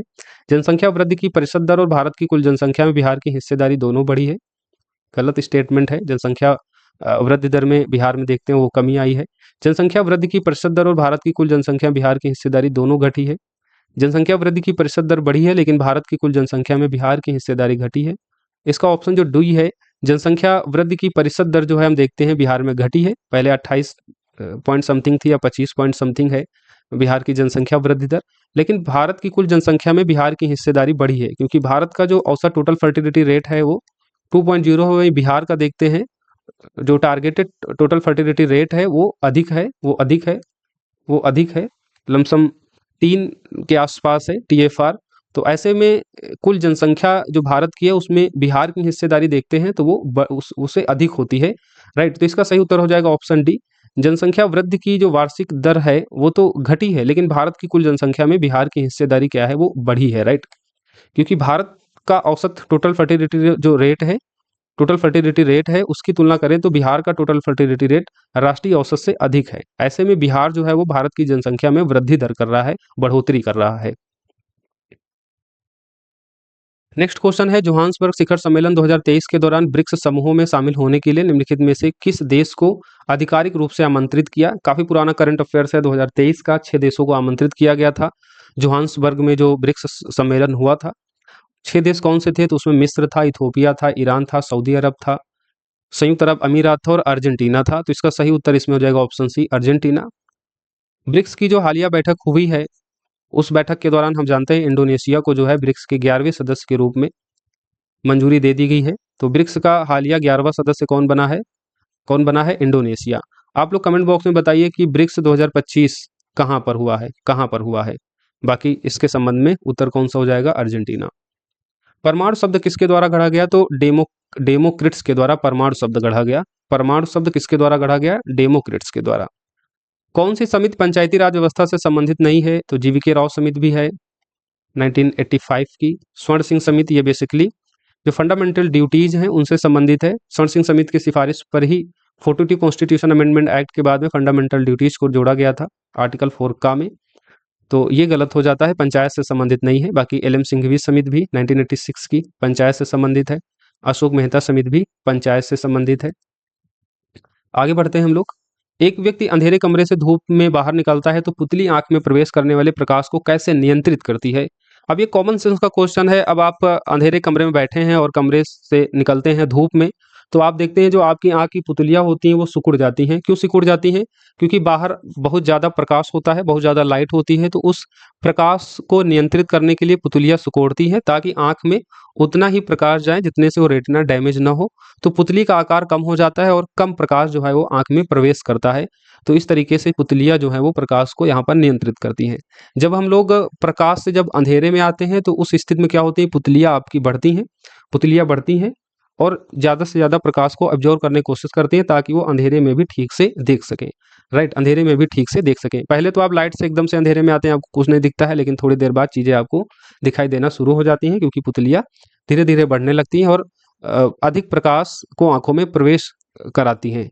लेकिन इसके अपोजिट जब हम अंधेरे कमरे से एकदम से धूप में जाते हैं तो वहां पर अधिक प्रकाश होता है। तो अधिक प्रकाश आंख में प्रवेश ना करे, क्योंकि ज़्यादा प्रकाश एकदम से आंख में प्रवेश करेगा तो उससे रेटिना डैमेज हो सकता है। वैसे में पुतलियां क्या करती हैं? वो पुतली के आकार को कम कर देती हैं। वो क्या होता है? पुतली के आकार को कम आंख में प्रवेश करते समय प्रकाश को नियंत्रित करने के लिए पुतली के आकार को कम कर देती है ताकि जो प्रकाश अत्यधिक है, बाहर धूप अत्यधिक है, वो कम प्रवेश करे। तो सही उत्तर हो जाएगा इसका ऑप्शन है, पुतली का आकार कम हो जाएगा और कम प्रकाश आंख में प्रवेश करेगा। कॉमन सेंस का क्वेश्चन है, लॉजिक लगाएंगे तो भी इस तरीके के प्रश्नों को हम सही कर सकते हैं। राइट, बस वहाँ पेशेंस के साथ में आराम से टाइम मैनेजमेंट करते हुए इस तरीके के जब प्रश्न आए उनको थोड़ा सा समय देकर चारों स्टेटमेंट को पढ़िए और थोड़ा सा लॉजिकल गेस करके जो है एलिमिनेट करके आप सही उत्तर तक पहुंचने की कोशिश कीजिएगा। नेक्स्ट है, बिहार में राष्ट्रीय परिवार स्वास्थ्य सर्वेक्षण 2019-21 के अनुसार ग्रामीण क्षेत्रों में परिवार रहते थे। राइट, अगर आप बिहार की जनगणना देखते हैं तो उसमें भी 89% के आसपास ग्रामीण आबादी है। वैसे में अगर आप इसको एलिमिनेट करते तो आप सही उत्तर तक पहुंच जाते। ग्रामीण क्षेत्रों में परिवार रहते हैं तो 89% के आसपास रहते हैं। एक बार नेशनल फैमिली हेल्थ सर्वे 5 के आप लोग आंकड़े देख लीजिएगा, क्योंकि यहाँ से लगातार जो भी प्रीवियस एग्जाम हो रहे हैं क्वेश्चन एक आध जरूर पूछा जा रहा है। राइट, निम्नलिखित में से मैग्नीज उच्चतम ऑक्सीकरणक अवस्था में मौजूद होता है तो KMNO4 में मैग्नीज उच्चतम ऑक्सीकरण अवस्था में मौजूद होता है। प्रीवियस ईयर का क्वेश्चन पेपर है, घटना चक्र जिन लोगों ने लगाया होगा इस प्रश्न को जरूर देखा होगा। फाइटोक्रोम के बारे में निम्नलिखित में से कौन सा कथन सही है? फाइटोक्रोम एक प्रोटीन युक्त वर्णक होता है। फाइटोक्रोम के बारे में जान लीजिए, ये एक प्रोटीन युक्त वर्णक होता है जो पौधों में पाया जाता है। ये प्रकाश को अवशोषित करता है। फोटोक्रोम का काम क्या होता है? प्रकाश को अवशोषित करना और पौधों के विकास और वृद्धि को नियंत्रित करने में ये भूमिका अदा करता है। ये एक तरीके का जैविक प्रोटीन युक्त वर्णक है। सही उत्तर हो जाएगा ऑप्शन डी। निम्नलिखित में से किस भारत सरकार अधिनियम या भारत परिषद अधिनियम ने 3 अलग अलग प्रेसिडेंसी मद्रास, मुंबई, बंगाल को एक सामान्य प्रणाली में ला दिया? इसका सही उत्तर हो जाएगा ऑप्शन ए। भारत परिषद अधिनियम 1861 के तहत मद्रास, बंबई, बंगाल जो 3 प्रेसिडेंसियां थी इनको एक सामान्य प्रणाली में लाया गया था। अगला प्रश्न है, शैवाल के लिए कौन सा कथन गलत है? पहला है, एल्गिन शैवाल द्वारा निर्मित होता है। सही है, एल्गिन शैवाल द्वारा ही निर्मित होते हैं। अगर ग्रेसिलेरिया से उत्पन्न होता है, ये भी कथन सही है। मैनीटोल लाल शैवाल का एक खाद्य भंडार है, ये स्टेटमेंट गलत है। अभी हम इसके बारे में देखेंगे। बाकी नेक्स्ट जो स्टेटमेंट है, क्लोरेला का उपयोग अंतरिक्ष भोजन में किया जाता है, ये सही स्टेटमेंट है। मैनीटोल बेसिकली एक तरीके का अल्कोहलिक शुगर होता है जो प्राकृतिक पादप घटकों से प्राप्त किया जाता है, जैसे गेहूं हो गया, सेब जैसे फल हो गए, इनसे जो है हम मैनीटोल को प्राप्त करते हैं। एक तरीके का अल्कोहलिक शुगर होता है। इसका उपयोग हम स्वीटनर के रूप में भी कर सकते हैं। हालाँकि सुक्रोज की तुलना में शर्करा देखेंगे इसमें कम होती है, तो स्वीटनर के रूप में भी इसका आप इस्तेमाल कर सकते हैं। इसके अलावा औषधियों में भी इसका उपयोग किया जाता है। ये बेसिकली मूत्रवर्धक औषधियों में इसका इस्तेमाल करते हैं। आगे हम लोग बढ़ते हैं। 2024 में सुरक्षित एआई विकास को बढ़ावा देने के लिए यूएसए और यूके सहित 25 से अधिक देशों ने कृत्रिम बुद्धिमत्ता पर किस अंतर्राष्ट्रीय समझौते पर हस्ताक्षर किया? तो इसमें सही हो जाएगा ब्लेचली घोषणा। ब्लेचली घोषणा। इस करंट अफेयर्स को हमने 70 बीपीएससी प्रीलिम्स एग्जाम के लिए पढ़ाया था। काफ़ी पुराना करंट अफेयर्स है, लेकिन काफ़ी ये चर्चा में रहा है जब हम लोगों ने 70 बीपीएससी मेंस के लिए एआई से रिलेटेड जो पेरिस समिट हुई थी भारत की मेजबानी, भारत और फ्रांस की सहाध्यक्षता में, तो उस दौरान भी हमने ब्लेचनी घोषणा के बारे में जाना था। तो ब्लेचनी घोषणा इसका सही उत्तर हो जाएगा। आगे पढ़ते हैं हम लोग। ग्लाइकोजन मुख्यतः मानव के किन अंगों में संग्रहित रहता है? तो ये यकृत में रहता है और मांसपेशियों में। इसका सही उत्तर हो जाएगा बी। राइट, सही उत्तर हो जाएगा बी। हम बिना भोजन किए हुए लगभग 20 से 21 दिनों तक जीवित रह सकते हैं, क्योंकि जो ग्लूकोज होता है वो यकृत और हमारी जो मसल्स होती हैं, मांसपेशियां होती हैं, उनमें ग्लाइकोजन के रूप में मौजूद होता है। जब ग्लूकोज समाप्त हो जाता है, यानी मान लीजिए आपने भोजन नहीं किया लंबे समय तक, 2 से 4 दिन, तो ग्लूकोज आपकी बॉडी का समाप्त हो जाएगा। फिर जो ग्लाइकोजन है ये विघटित होकर जो है आपको ऊर्जा प्रदान करता है। ऐसे में आप 20 से 21 दिनों तक जीवित रह सकते हैं बिना कुछ खाए पिए। वो आपके शरीर पर डिपेंड करता है। अगर आप मोटे तगड़े अच्छे हट्टे काटे हैं तो आपके मसल्स में ज़्यादा ग्लाइकोजन होगा, तो आप ज़्यादा जी सकते हैं। लेकिन कोई दुबला पतला है तो फिर वो 20 से 21 दिन से पहले भी निपट सकता है। राइट, तो यकृत और मांसपेशियों में ग्लाइकोजन मुख्यतः मौजूद होता है। अगला है प्राकृतिक रबर। जो रबर के पेड़ हेविया ब्रासिलिनेसिस से प्राप्त होता है वह निम्नलिखित में से किससे बना होता है? तो सिस पॉली आइसोप्रेन से। राइट, एक प्राकृतिक बहुलक है, पॉलीमर बहुलक होता है सिस पॉली। राइट, अब यहाँ पर 2 तरीके के आपको ऑप्शन देख रहे होंगे। मोस्टली आइसोप्रेन हम लोग पढ़ते हैं जो प्राकृतिक रबर का घटक होता है, लेकिन एग्जामिनर ने यहाँ पर आपको कंफ्यूज किया है ट्रांस पॉली और सिस पॉली को देकर। तो सिस पॉली ही बेसिकली प्राकृतिक रबर का घटक है, सिस पॉली आइसोप्रेन, ना कि ट्रांस पॉली। ट्रांस पॉली एक सिंथेटिक रबर होता है, ना कि प्राकृतिक रबर। राइट, तो सिस पॉली आइसोप्रोन प्राकृतिक रबर का घटक है, ये आप लोग याद रखिएगा। ए इसका सही उत्तर हो जाएगा। अगला क्वेश्चन है राष्ट्रीय परिवार स्वास्थ्य सर्वेक्षण के अनुसार बिहार में कितने प्रतिशत परिवार पक्के मकानों में रहते हैं? अब आप इसमें थोड़ा सा एज्यूम कीजिए और थोड़ा सा आपको इसमें यहाँ पर नहीं पता है तो एक लॉजिकल गेस करना होगा। 1/4 का मतलब है कि 25% घर अब पक्के हो गए हैं। 2/3 का मतलब हो गया लगभग 66% के आसपास। 1/3 का मतलब हो गया 33%। आधे का मतलब हो गया 50%। राइट, आप देख रहे हैं सरकार के द्वारा लगातार ग्रामीण और शहरी आवास विकास योजनाएं चल रही, जिसके द्वारा सरकार जो है वो घरों को पक्का कर रही है, पक्का बनाने का काम कर रही है। राज्य सरकारें भी लगातार इस तरफ काम कर रही हैं। तो अब मैक्सिमम घर आप देखेंगे वो आपको पक्के मिलेंगे, वो आपको पक्के मिलेंगे। तो इसमें आप लॉजिकल गेस के माध्यम से पहुंच सकते थे कि बिहार में कितने प्रतिशत परिवार पक्के मकान हैं राष्ट्रीय परिवार स्वास्थ्य सर्वेक्षण के अनुसार। तो 2/3 मकान जो हैं वो पक्के हैं। राइट, 2/3 मकान। राइट, शहरों के तो लगभग मकान अब पक्के हो ही हैं। ग्रामीण क्षेत्रों के मकान अभी हैं जिनको पक्का होना भी बाकी है, और सरकार उन तक पहुंचने की जो है अब लगातार कोशिश भी कर रही है विभिन्न योजनाओं के माध्यम से। तो इसका सही उत्तर हो जाएगा ऑप्शन बी 2/3। कठोर जल में निम्नलिखित में कौन से तत्व अधिक मात्रा में होते हैं? तो कैल्शियम और मैग्नीशियम अधिक मात्रा में होते हैं कठोर जल में। वह बिंदु जहां प्रकाश संश्लेषण की दर श्वसन दर के बराबर हो जाती है, इसको कहते हैं हम लोग कंपनसेशन पॉइंट, यानी क्षतिपूर्ति बिंदु। क्षतिपूर्ति बिंदु वह बिंदु होता है जहां पर प्रकाश संश्लेषण की दर और श्वसन की दर बराबर हो जाती है। सही उत्तर हो जाएगा ऑप्शन सी। अगला क्वेश्चन है एक नगर पालिका का गठन करने हेतु निर्वाचन इसके विघटन से 6 माह की अवधि पूर्ण होने से पूर्व ही पूरा हो जाएगा।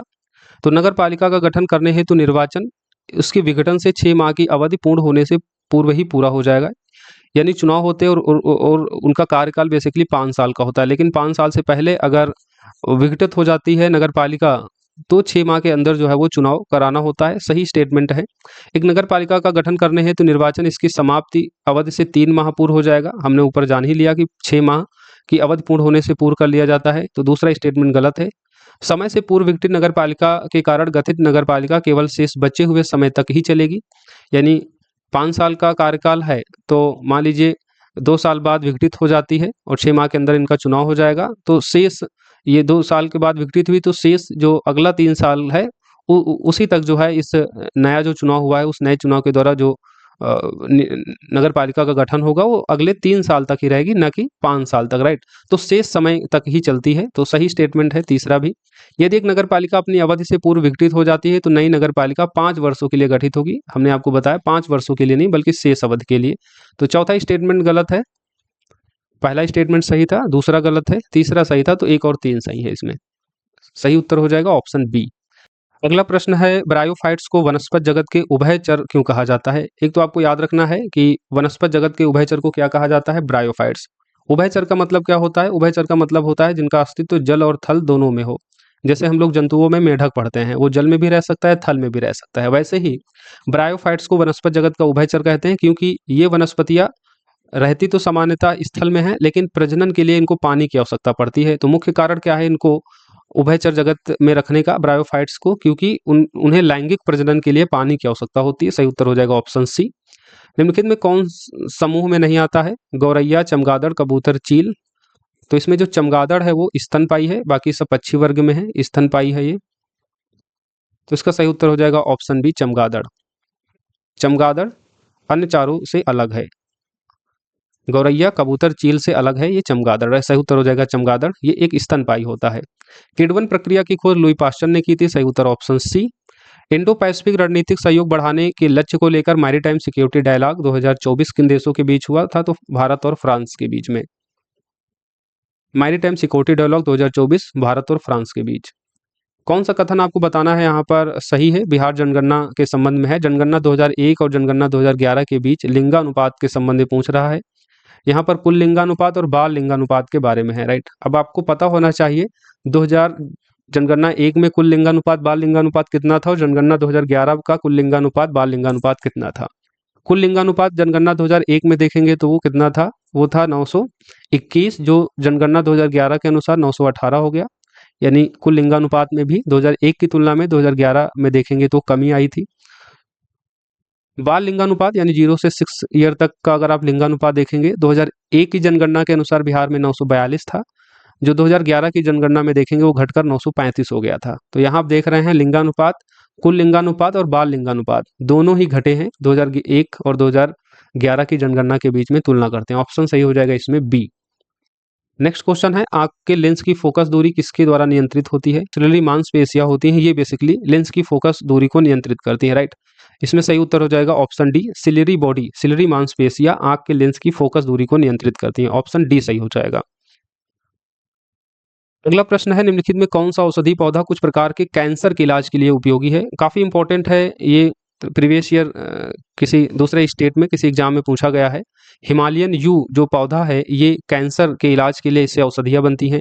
ये भारत के हिमालयन क्षेत्र में, बेसिकली जो पूर्वी हिमालय है, और भारत में भी हिमालयन रेंज में देखेंगे तो हिमाचल प्रदेश और अरुणाचल प्रदेश, इन दो जगहों में ये हिमालयन यू औषधीय पौधा मिलता है। इसके अलावा नेपाल, भूटान में भी आपको इस तरीके के पौधे मिलेंगे, हिमालयन यू औषधि पौधा, जो कैंसर के इलाज के लिए काफी इंपॉर्टेंट होता है, राइट। इस औषधि पौधे से एक रसायन निकलता है जिसको कहते हैं taxol, taxol.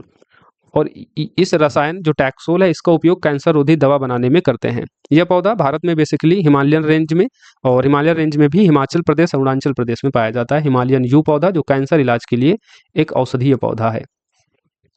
Order of the Saint Andrew the Apostle पुरस्कार जो रसिया का सर्वोच्च नागरिक पुरस्कार है, इसे हाल ही में जब प्रधानमंत्री मोदी जी ने रसिया की यात्रा की थी तो उस दौरान दिया गया था। तो रूस का ये पुरस्कार है, order of Saint Andrew the Apostle. Pyrenees पर्वत किसके मध्य भाग में स्थित है? तो जो पेरिनीज पर्वत है ये स्पेन और फ्रांस के बीच स्थित है, स्पेन और फ्रांस के बीच। ऑप्शन ए सही होगा। कार्बन कार्बन बंध की लंबाई सबसे अधिक किसमें होती है? तो कार्बन कार्बन के मध्य जो एकल बंध होता है उसकी सबसे ज्यादा लंबाई होती है। कार्बन कार्बन बंध की लंबाई सबसे अधिक एकल बंध में होती है। अगर आप इसको अरेंज करेंगे, अगर कार्बन कार्बन बंध की लंबाई, तो एकल बंध में सबसे अधिक, जितने कम बंध होंगे उतनी अधिक उनकी लंबाई होती है। उसके बाद डुअल, और उसके बाद फिर त्रिबंध में। यानी अगर आप उदाहरण देखेंगे तो एथेन में जो कार्बन कार्बन के मध्य होता है वो सबसे अधिक लंबाई होती है। एथेन का फॉर्मूला क्या होता है? CH3, right. उसके बाद एथीन में CH2 यहाँ पर डबल बॉन्ड होते हैं, और फिर एथाइन में, ethyne, right, ethyne, Sc triple bond होते हैं एथाइन में, Sc। तो सबसे ज़्यादा लंबाई होगा एथेन में, एथेन में, क्योंकि कार्बन कार्बन के मध्य इसमें सिंगल बॉन्ड होता है। फिर उसके बाद एथीन में कार्बन कार्बन के मध्य डुअल बॉन्ड होता है, और फिर उसके बाद जो कार्बन कार्बन बॉन्ड की लंबाई होती है वो एथाइन में होती है, इनके मध्य ट्रिपल बॉन्ड होता है। तो इसमें आप देखेंगे जो ऑप्शन बी है, एथेन, कार्बन कार्बन के मध्य यहाँ पर सिंगल बॉन्ड है, और जितना कम कार्बन कार्बन के मध्य बंध होगा उसमें उतनी ही ज़्यादा लंबाई होगी। तो इसका ऑप्शन सही हो जाएगा सी, माफ कीजिए ऑप्शन बी, CH3। नेक्स्ट है, निम्नलिखित में से बताना है कौन सा युग्म सुमेलित नहीं है। व्यापार वाणिज्य की स्वतंत्रता अनुच्छेद 301 सही है। अनुसूचित जाति जनजाति क्षेत्रों का प्रशासन अनुच्छेद 244 ये भी सही है। भारत की संचित नीति अनुच्छेद 266 में है। राज्य के किसी विषय पर संसद की विधि निर्माण की शक्ति बेसिकली 249 में दी गई है, और आपातकाल की स्थिति में भी 250 के तहत भी संसद राज्य के संबंध में विधियां बना सकती है, और आर्टिकल 249 के तहत कोई राज्य अगर 2/3 बहुमत से संकल्प पारित कर दे तो फिर संसद साधारण बहुमत से उस विषय पर कानून बना सकती है 249 के तहत। 248 बेसिकली अवशिष्ट शक्तियों के संबंध में संसद जो है कानून बनाती है। तो इसका सही उत्तर हो जाएगा ऑप्शन डी, सुमेलित नहीं है, राइट, ऑप्शन डी सुमेलित नहीं है। निम्नलिखित में कौन सी भक्षण कोशिकाएं होती हैं। भक्षण कोशिकाएं बेसिकली ये प्रतिरक्षा प्रणाली कोशिकाएं होती हैं जो व्हाइट सेल में उपस्थित होती हैं। व्हाइट सेल में आप देखेंगे तो न्यूट्रोफिल, माइक्रोफेज और मोनोसाइट्स, ये 3 प्रकार की कोशिकाएं होती हैं जो प्रतिरक्षा प्रणाली का हिस्सा होती हैं। ये क्या करती हैं, ये जो हानिकारक बैक्टीरिया वायरस होते हैं उनको खा जाती हैं, इसलिए इनको हम भक्षक कोशिकाएं कहते हैं, राइट। तो न्यूट्रोफिल, माइक्रोफेज ये भक्षक कोशिकाएं, इसके अलावा मोनोसाइट्स भी भक्षक कोशिकाएं ही होती हैं। ये सभी व्हाइट ब्लड सेल में उपस्थित होती हैं, राइट। आपराधिक मामलों से संबंधित उच्चतम न्यायालय का अपीलीय क्षेत्राधिकार। आप जानते हैं जो सुप्रीम कोर्ट होता है, उच्चतम न्यायालय होता है, उसका अपीलीय क्षेत्राधिकार जो है वो सबसे व्यापक है, सबसे व्यापक है। अधीनस्थ न्यायालय और जो हाई कोर्ट के मामले होते हैं उनको आप सुप्रीम कोर्ट में लेकर जा सकते हैं। और अपीलीय क्षेत्राधिकार जो है वो डिफाइन भी है। सीमित है ये गलत हो जाएगा, केवल राजनीतिक मामलों से संबंधित है ये भी गलत है। डिफाइन नहीं ये भी गलत है। असीमित है, अब असीमित है थोड़ा सा यहाँ पर हिंदी में लिखा हुआ शब्द ऑड लग रहा है, अगर यहाँ पर व्यापक लिखा होता तो ये बिल्कुल सही हो जाता। अब संविधान में डिफाइन है अपीलीय क्षेत्राधिकार, तो उच्चतम न्यायालय का संविधान में डिफाइन है। आपराधिक मामलों के संबंध में संविधान में डिफाइन है, इसको आप लोग जो है 50-50 में रखिएगा। ये तो इसका उत्तर असीमित होगा, असीमित होगा, क्योंकि उच्चतम न्यायालय का जो अपीलीय क्षेत्राधिकार है वो सीमित तो नहीं है, सीमित तो नहीं है, क्योंकि हाई कोर्ट के जो भी मामले होते हैं उनको हम अंत में उच्चतम न्यायालय ही लेकर जा सकते हैं। तो सबसे अधिक व्यापक अपीलीय क्षेत्राधिकार जो है वो उच्चतम न्यायालय के पास ही है। संविधान में ये डिफाइन है या नहीं आपराधिक मामलों के संबंध में, अपीलीय क्षेत्राधिकार के बारे में तो डिफाइन है कि किस आर्टिकल में होगा, लेकिन आपराधिक मामलों के संबंध में इसको संविधान में डिफाइन किया गया है नहीं किया गया, इसको थोड़ा सा देखना होगा। तो इसमें आप लोग सी और डी मान के चलिए, इसको हम बाद में क्लियर कर देंगे। टेलीग्राम ग्रुप को आप ज्वाइन कर लीजिए, IVOKIS के लिंक डिस्क्रिप्शन बॉक्स में है, वहाँ हम इस प्रश्न को जो है इसका जो इंग्लिश वर्जन है उसको देख के हम इसको हम क्लियर करेंगे, वहाँ पर क्या शब्दों का इस्तेमाल किया गया है देखेंगे, राइट। विकास संश्लेषण में रूबिस्को एंजाइम की क्या भूमिका है। रूबिस्को एंजाइम की क्या भूमिका है। रूबिस्को एंजाइम की जो भूमिका होती है वो कार्बोहाइड्रेट बनाने के लिए कार्बन डाइऑक्साइड को स्थिर करने का काम करता है। रूबिस्को एंजाइम के बारे में थोड़ा सा जान लीजिए। प्रकाश संश्लेषण में केल्विन चक्र का जो काम होता है वो मुख्य रूप से इसी एंजाइम के द्वारा किया जाता है, और ये स्ट्रोमा में मौजूद होता है। ये एंजाइम स्ट्रोमा में मौजूद होता है, स्ट्रोमा में मौजूद होता है। कार्बोहाइड्रेट बनाने के लिए कार्बन डाइऑक्साइड को स्थिर करता है, और ये दुनिया का सबसे प्रचुर एंजाइम है। पौधों की पत्तियों में पाया जाता है, ये सबसे प्रचुर एंजाइम है दुनिया का, इस बात को भी याद रखिएगा। रेलवे वगैरह में पूछा जा चुका है। इसका सक्रिय स्थल देखेंगे तो इसमें CO2 यानी कार्बन डाइऑक्साइड गैस और ऑक्सीजन यानी O2 दोनों एक साथ संबद्ध हो सकते हैं, और ये पत्तियों में पाया जाता है, और ये दुनिया का सबसे प्रचुर एंजाइम है। रूबिस्को एंजाइम स्ट्रोमा में उपस्थित होता है। प्रकाश संश्लेषण में केल्विन चक्र का ये मुख्य एंजाइम होता है जो बेसिकली कार्बोहाइड्रेट बनाने के लिए कार्बन डाइऑक्साइड गैस को स्थिर करता है। कार्बोहाइड्रेट बनाने के लिए कार्बन डाइऑक्साइड गैस को स्थिर करता है। आगे बढ़ते हैं हम लोग, नेक्स्ट क्वेश्चन देखते हैं। निम्नलिखित में कौन समूह में नहीं आता है। ये बेसिकली जो International Big Cat Alliance Bharat में हुई है वो काफ़ी चर्चा में भी है, उसमें बिल्ली की जो 7 प्रजातियाँ हैं, उनके संरक्षण को लेकर हमेशा चर्चा हो रही है, न्यूज़ में देखते होंगे। वो बिल्ली की 7 प्रजातियाँ कौन-सी हैं? तो उसमें शेर है, बाघ है, जगुआर है, तेंदुआ, हिम तेंदुआ, चीता और प्यूमा, ये 7 बिल्ली की प्रजातियाँ हैं। तो इसमें लिखा है कौन समूह में नहीं है, तो बिल्ली की 7 प्रजातियों में एबीसी, बाघ, तेंदुआ, शेर ये है। हाथी इसमें जो है ऑड है, हांसी जो है इस समूह में नहीं है। तो ऑप्शन डी इसका सही उत्तर हो जाएगा। लोकसभा के प्रत्येक आम चुनाव के बाद निम्नलिखित में कौन सत्र को संबोधित करता है, तो राष्ट्रपति, ऑप्शन डी सही हो जाएगा। मानव रक्त में उपस्थित प्रमुख बफर कौन सा है? रक्त में उपस्थित जो बफर क्षेत्र होता है, बेसिकली जो रक्त का पीएच होता है उसको बैलेंस करने का काम करता है। रक्त के पीएच को 7.35 से 7.45 के बीच स्थिर करने का काम जो है वो बफर एरिया करता है, बफर क्षेत्र करता है जो रक्त में उपस्थित होता है, ताकि रक्त का जो पीएच है वो ना तो अधिक अम्लीय हो ना तो अधिक क्षारीय हो। और मानव रक्त में बफर के जो मुख्य होते हैं, उनमें आप देखेंगे बाइकार्बोनेट आयन यानी HCO3, इसके अलावा कार्बोनिक एसिड H2CO3, जो आपका हीमोग्लोबिन होता है, हीमोग्लोबिन ये भी रक्त में उपस्थित प्रमुख बफर होता है, हीमोग्लोबिन। इसके अलावा जो अन्य रक्त में उपस्थित जो प्लाज्मा प्रोटीन होता है, प्लाज्मा प्रोटीन। इसके अलावा फास्फेट बफर H2PO4, ये सभी रक्त में उपस्थित मुख्य बफर हैं जो रक्त के पीएच को बैलेंस करते हैं 7.35 से 7.45 बने रहने के लिए। तो इसमें ऑप्शन में आप देख रहे हैं H2CO3 plus SCO3, carbonic acid और कार्बोनेट आयन, ये मुख्य बफर हैं। इसके अलावा हीमोग्लोबिन, प्लाज्मा प्रोटीन, फास्फेट भी हैं। तो रक्त में उपस्थित प्रमुख बफर बाइकार्बोनेट आयन HCO3 और कार्बोनिक एसिड H2CO3 हैं, राइट। इसके अलावा जो हैं इनको भी आपको याद रखना है। अगला प्रश्न है, एक बीजपत्री पौधों में ग्राफ्टिंग क्यों संभव नहीं है? ग्राफ्टिंग मतलब कलम बनाना।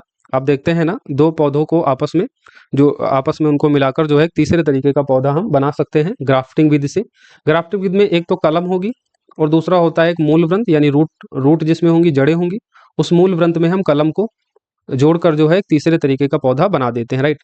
एक बीजपत्री में लेकिन ये कलम लगाकर जो है लगाना संभव नहीं होता है, उसकी ग्राफ्टिंग संभव नहीं होती है, क्योंकि उनमें कैम्बियम ऊतक नहीं होता है, कैम्बियम नहीं होता है, राइट। एक बीजपत्री पौधों में कैम्बियम अनुपस्थित होने की वजह से एक बीजपत्री पौधों में ग्राफ्टिंग संभव नहीं हो पाती। इसका सही उत्तर हो जाएगा ऑप्शन सी। जल प्रदूषण के लिए निम्नलिखित कौन सा प्राथमिक उपचार है? जल प्रदूषण उपचार के 3 प्राथमिक उपचार, द्वितीयक उपचार और तृतीयक उपचार। प्राथमिक उपचार में बेसिकली क्या किया जाता है, इसमें स्क्रीनिंग की जाती है, यानी पहले स्तर पर शारीरिक स्तर पर हम जल को शुद्ध करने का काम करते हैं। तो हमारे द्वारा जो शारीरिक रूप से जल प्रदूषण को खत्म करने के लिए जो भी विधियां हम कर सकते हैं वो प्राथमिक उपचार में आ जाएंगे। इसमें हम क्या कर सकते हैं, पानी से बड़े मलबों यानी जैसे प्लास्टिक बोतलें उससे हटा लेते हैं, कूड़ा कचरा पानी को हम हटा देते हैं, उसको अलग कर देते हैं। एक स्क्रीनिंग हो गया, इसको हम स्क्रीनिंग कहते हैं, पानी से बड़े मलबों को अलग करना, ये प्राथमिक उपचार में आता है। दूसरा तलछट यानी अवसादन प्रक्रिया, सेडिमेंटेशन, इसके द्वारा भी हम जल प्रदूषण को प्राथमिक स्तर पर हटाने का काम करते हैं। और प्राथमिक उपचार से लगभग हम 60% निलंबित ठोस पदार्थों और 35% बीओडी या कुछ कार्बनिक पदार्थों को हम हटा सकते हैं। प्राथमिक उपचार के बाद द्वितीयक उपचार आता है, जब प्राथमिक उपचार के बाद बचे हुए जो कार्बनिक पदार्थ या घुलनशील निलंबित ठोस पदार्थ होते हैं उनको विघटित करने का काम किया जाता है। कुल मिलाकर द्वितीयक उपचार में हम कार्बनिक पदार्थों को जैविक रूप से विघटित करते हैं। तो इसमें प्राथमिक उपचार पूछ रहा था, तो तलछट प्रक्रिया जो सेडिमेंटेशन होती है ये प्राथमिक उपचार का है। बाकी जो स्लज विधि है जिसको हिंदी में कहते हैं अपंक प्रक्रिया 2 तरीके की होती है, एक वायु की उपस्थिति में, दूसरा वायु की अनुपस्थित में। इसमें क्या किया जाए, इसमें सूक्ष्म जीव यानी जो बैक्टीरिया प्रोटोजोआ जो होते हैं वो पानी में घुले कार्बनिक पदार्थ को खाते हैं और विघटित करते हैं, उससे जल प्रदूषण को हम हटाते हैं द्वितीयक उपचार प्रक्रिया के माध्यम से, जिसमें स्लज विधि। इसके अलावा हम बायोफिल्ट्रेशन भी करते हैं, जिसमें ट्रिकलिंग फिल्टर, सैंड फिल्टर और कॉन्टैक्ट फिल्टर, ये 3 आता है। तो ट्रिकलिंग फिल्टर विधि भी द्वितीयक उपचार। अब इस तरीके को आपसे पूछा जा सकता है कि जल प्रदूषण के लिए द्वितीयक उपचार क्या है, तो ट्रिकलिंग फिल्टर या द्वितीयक उपचार है, स्लज विधि या द्वितीयक उपचार है, राइट। और तलछट प्रक्रिया ये प्राथमिक उपचार है। इसके बाद तृतीयक उपचार भी आता है जल प्रदूषण को हटाने का। इसमें जो द्वितीयक उपचार के बाद जो भी शेष अकार्बनिक प्रदूषण, विषैले पदार्थ, नाइट्रोजन, फास्फोरस जैसे जो पोषक तत्व होते हैं उनको हटाया जाता है किसी उपयुक्त रासायनिक या विशेष जैविक विधि के द्वारा। तृतीयक उपचार की विधियों में आप कीटाणु शोधन यानी क्लोरीन, कीटाणु शोधन में आप देखते हैं क्लोरीन, ओजोन का इस्तेमाल आप कर सकते हैं। अल्ट्रावायलेट यूवी किरणों की मदद से भी हम मौजूद बैक्टीरिया वायरस को पानी से खत्म करते हैं, तृतीयक उपचार में आता है। इसके अलावा हम सूक्ष्म शैवाल संवर्धन के माध्यम से भी तृतीयक उपचार होता है जल प्रदूषण को खत्म करने का। इसमें सूक्ष्म शैवालों का उपयोग हम नाइट्रोजन, फास्फोरस जैसे पोषक तत्वों को अवशोषित करने के लिए करते हैं। नैनो पदार्थ जैसे ग्रेफीन ऑक्साइड का उपयोग भी हम करते हैं जल प्रदूषण को खत्म करने के लिए तृतीयक उपचार में, राइट। तो द्वितीयक उपचार में आप स्लज विधि और इसके अलावा आप क्या इसमें कर सकते हैं, बायो फिल्ट्रेशन, जिसमें ट्रिगलिंग फिल्टर विधि, सैंड फिल्टर और कॉन्टैक्ट फिल्टर तीनों आ जाता है। तृतीयक उपचार में आप कीटाणु शोधन कर सकते हैं, डिसइंफेक्शन, कीटाणु शोधन तृतीयक उपचार में, सूक्ष्म शैवाल संवर्धन, सूक्ष्म शैवाल संवर्धन, इसके अलावा नैनो पदार्थों का यूज कर सकते हैं। ये जल प्रदूषण को समाप्त करने की तृतीयक उपचार विधि होती है, राइट। प्राथमिक उपचारों में आप स्क्रीनिंग कर सकते हैं और तलछट प्रक्रिया, अवसादन, सेडिमेंटेशन कर सकते हैं। स्क्रीनिंग और सेडिमेंटेशन ये आपको याद रखना है, इंपॉर्टेंट है, राइट। 139 का ऑप्शन इसका हो जाएगा डी सही। इसमें प्राथमिक उपचार पूछ रहा था। पर्म, उफा, कोई बेसियों की खाने, ये बेसिकली रूस में स्थित खाने हैं पेट्रोलियम की, ऑप्शन डी सही हो जाएगा। हाल ही में अन्वेषण लाइसेंस धारकों के लिए आंशिक अन्वेषण व्यय की प्रतिपूर्ति योजना भारत के निम्नलिखित मंत्रालयों में किस मंत्रालय के द्वारा आरंभ की गई? तो ये खान मंत्रालय की है। अन्वेषण लाइसेंस धारकों के लिए आंशिक अन्वेषण व्यय की प्रतिपूर्ति योजना खान मंत्रालय की।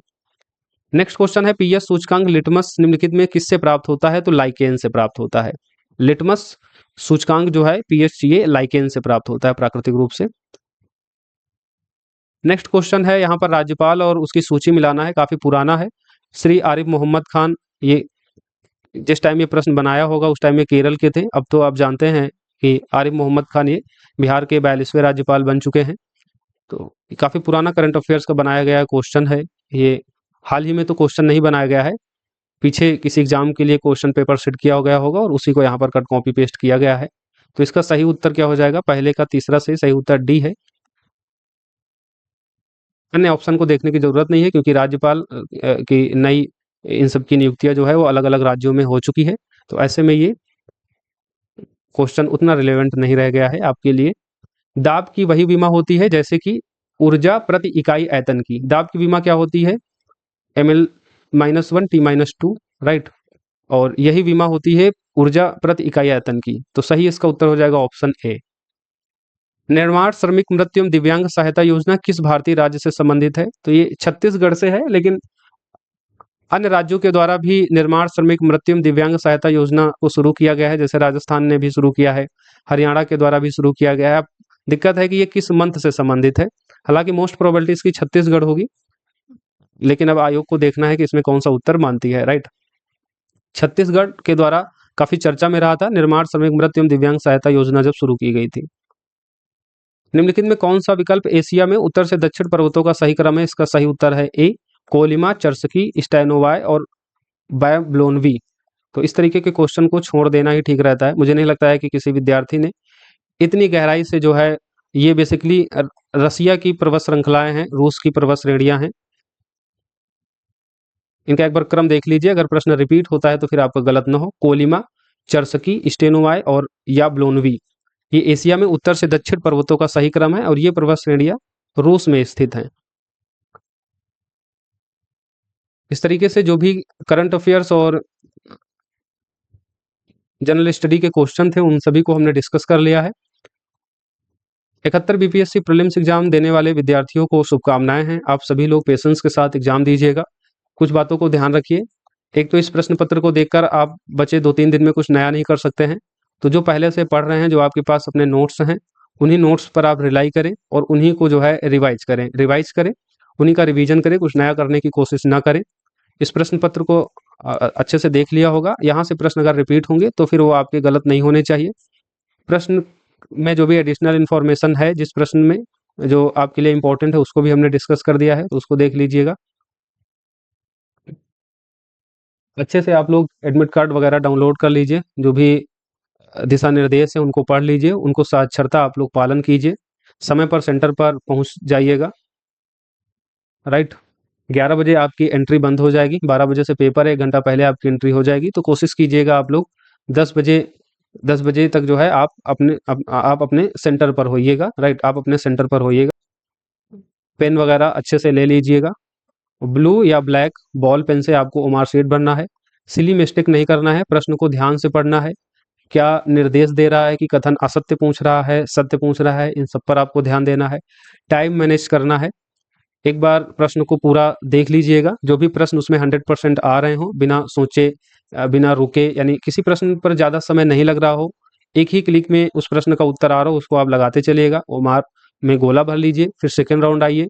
सेकेंड राउंड में उन क्वेश्चन को करिएगा जिसमें आप 50-50 का जिसमें डाउट हो रहा हो, 2 ऑप्शन एलिमिनेट हो गए हों, 2 में डाउट हो, तो वैसे क्वेश्चन को अटेम्प्ट कीजिए। फिर एक थर्ड राउंड फिर से कीजिएगा और उसमें उन क्वेश्चन को अटेम्प्ट कीजिएगा जहाँ पर मान लीजिए 4 ऑप्शन में आपने एक ऑप्शन को एलिमिनेट कर दिया, 3 में आपको चुनना है या लॉजिकल गेस आपको करना है, तो उसमें आपको आना है और उन प्रश्नों को अटेम्प्ट करना है। ज़्यादा से ज़्यादा प्रश्नों को आप अटेम्प्ट कीजिए, रैंडम नहीं अटेम्प्ट करना है। 100 आपको टारगेट बना के करना है और कि इतना हमारा नेट में सही हो, उसके लिए ज़रूरी हो जाता है कि कम से कम 125 130 क्वेश्चन तो आप कम से कम अटेम्प्ट ही करें। इसके ऊपर भी कर सकते हैं, वो क्वेश्चन पेपर का क्या नेचर है उसके हिसाब से आपको इंस्टेंट डिसीजन लेना होगा, राइट? इंस्टेंट डिसीजन लेना होगा। सभी को शुभकामनाएं। अच्छे से पेपर दीजिए, प्रीलिम्स एग्जाम को फोड़िए और उसके बाद फिर मेंस की हम लोग आगे तैयारी करेंगे। पेपर होने के बाद हम लोग 13 तारीख को आप लोग अच्छे से पेपर दे के आइएगा, थोड़ा आराम कीजिएगा। फिर दूसरे दिन जो है हम लोग उनके आंसर को देखेंगे, राइट? उनके आंसर की को डिस्कस करेंगे और फिर आगे की क्या हम लोगों का प्लान होगा उसके बारे में हम डिस्कस करेंगे। धन्यवाद। जय हिंद।